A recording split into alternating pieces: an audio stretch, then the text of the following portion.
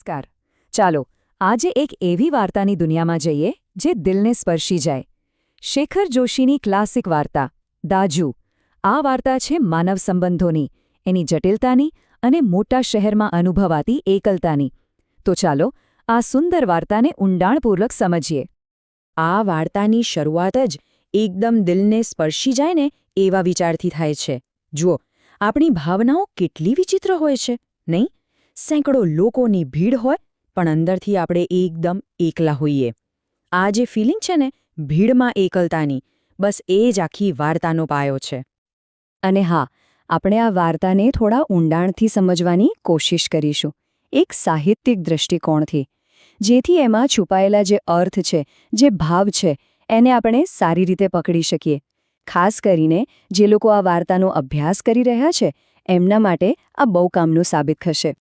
તો શરૂઆત કરીએ વાર્તાના બે મુખ્ય પાત્રોથી. એક પુરુષ, એક નાનો છોકરો અને એક કેફે. અહીંયા જેમની પહેલી મુલાકાત થાય છે અને આ મુલાકાત જ આખી વાર્તાનો પાયો નાખે છે. ચાલો જોઈએ. જરા વિચાર કરો, એક શહેરનું વ્યસ્ત કેફે, ચારે બાજુ લોકોની અવરજવર, વાતોનો ઘોંઘાટ, અને આ બધી ભીડની વચ્ચે બે લોકો એકદમ એકલા છે, પોતપોતાની દુનિયામાં ખોવાયેલા. અને બસ અહીંયા જ એમની મુલાકાત થાય છે. અહીંયાથી જ વાર્તા શરૂ થાય છે. અને આ બંને પાત્રો એકબીજાથી બિલકુલ અલગ. એક બાજુ છે જગદીશબાબુ, પોતાના વતનથી દૂર આવેલા, શહેરમાં એકલતા અનુભવતા. અને બીજી બાજુ છે મદન, માંડ 9-10 વર્ષનો પહાડી છોકરો, બાળ મજૂર છે, પણ આંખોમાં નિર્દોષતા અને ચહેરા પર જીવંતતા છલકાય છે. લેખકે મદનનું જે વર્ણન કર્યું છે ને એ ખરેખર અદ્ભુત છે. એનો ગોરો રંગ, પેલી ભૂરી ચમકતી આંખો, સોનેરી વાળ અને એની સ્ફૂર્તિ કેવી, જાણે કમળના પાન પર પાણીનું ટીપું સરકી રહ્યું હોય. આ વર્ણન જ એની નિર્દોષતા અને જીવંતતાને આપણી નજર સામે લાવી દે છે. અને હવે આવે છે વાર્તાનો એક ખાસ વળાંક, એક એવો પોઈન્ટ જ્યાં એક નાનકડી વાતચીત બે અજાણ્યા લોકો વચ્ચે એક અતૂટ સંબંધ બાંધી દે છે. ચાલો એ ક્ષણ પર નજર કરીએ જ્યાંથી બધું શરૂ થયું. શરૂઆત થાય છે એક બહુ જ સામાન્ય સવાલથી. જગદીશબાબુ પૂછે છે, ક્યાંના છો? બસ આટલો જ સવાલ. પણ આ એક સવાલ એ બંને વચ્ચેની અજાણ્યાપણાની દિવાલ તોડી નાખે છે. અહીંથી જ જોડાણની શરૂઆત થાય છે. અને મદનનો જવાબ એકદમ સીધો અને સરળ, પહાડનો છું સાહેબ. આ જવાબમાં એની આખી ઓળખ સમાયેલી છે. અને આ સાંભળતા જ જગદીશબાબુને કંઈક પોતાનાપણાનો અહેસાસ થવા લાગે છે. જગદીશબાબુ ફરી પૂછે છે, કયો પહાડ? અને ત્યારે મદનના મોઢેથી એ શબ્દ નીકળે છે જે બધું જ બદલી નાખે છે. અલ્મોડા સાહેબ, અલ્મોડા. આ ખાલી એક શહેરનું નામ નથી, આ એક લાગણી છે, એક સહિયારા વતનનો અહેસાસ છે જે બે અજાણ્યા લોકોને તરત જ એકબીજાની નજીક લાવી દે છે. અને બસ આ સાંભળતા જ જગદીશબાબુનો ચહેરો ખીલી ઉઠે છે. એમના ચહેરા પરથી જે એકલતાની શાઈ હતી ને એ જાણે એક જ ક્ષણમાં ગાયબ થઈ જાય છે. એમને ખબર પડે છે કે એ પોતે પણ નજીકના જ ગામના છે. વર્ષો પછી પોતાના વતનનું કોઈ મળવાનો જે આનંદ હોય એ એમના ચહેરા પર સાફ દેખાઈ આવે છે. તો અહીંથી એમના સંબંધને એક નવું નામ મળે છે. એક એવો શબ્દ જે માત્ર શબ્દ નથી પણ લાગણીઓનો આખો ભંડાર છે. ચાલો જાણીએ એ શબ્દ વિશે. તો આ શબ્દ છે દાજ્યું. હવે આ દાજ્યુંનો મતલબ શું? એમની જે પ્રાદેશિક બોલી છે એમાં દાજ્યું એટલે મોટો ભાઈ.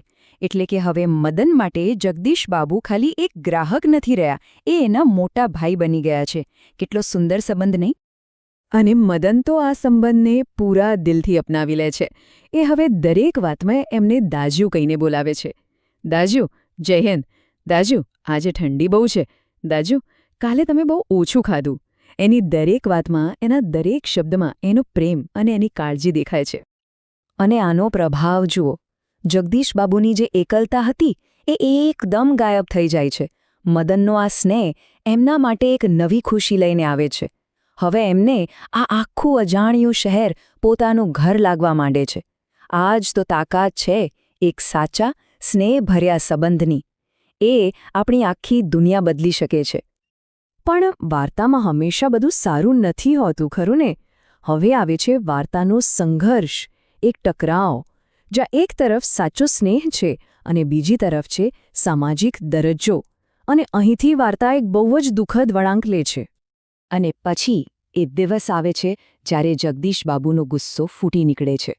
પોતાની પ્રતિષ્ઠાની ચિંતામાં એ મદનને કહી દે છે, દિવસ રાત દાજુ દાજુ કેમ બૂમો પાડતો રહે છે, વ્યક્તિની પ્રતિષ્ઠાનો પણ કંઈ ખ્યાલ છે કે નહીં?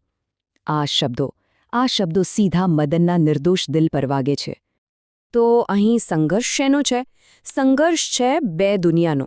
એક તરફ છે મદનનો શુદ્ધ બાળ સહજ પ્રેમ અને બીજી તરફ છે જગદીશ બાબુનો મધ્યમવર્ગીય અહંકાર, પોતાની જાહેર છબીની ચિંતા. અને થયું શું?